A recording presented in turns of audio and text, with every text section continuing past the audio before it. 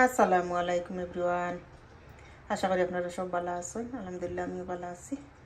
আজকে দেখো গানে একদিন পরে একটা ভিডিও লিয়ে আইলাম। কেন কালকে মিষ্টি বানাইছিলাম, আমরা খাইছি, খুব মজা হয়েছে। আমরা বানাইও খাই দিছি আর রয়েছে ফ্রিজে রাখবার লাগি,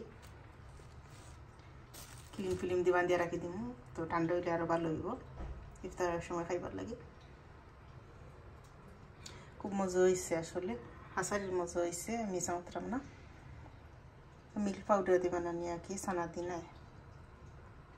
আমার মিষ্টি কিলো হইলো, মিষ্টি বানাইছি না দিছি আর, কারণ অতটা খাওয়ার পরে মিষ্টি খাইয়া আর এটা তো ভালো তো নাই, মিঠা নানি। আর আমার হাজবেন্ডটা খালি কইরা মিষ্টি বানাইলে না, মিষ্টি বানাইলে না। আমি কইতে আর বানাইলে কিছু তার লাগি।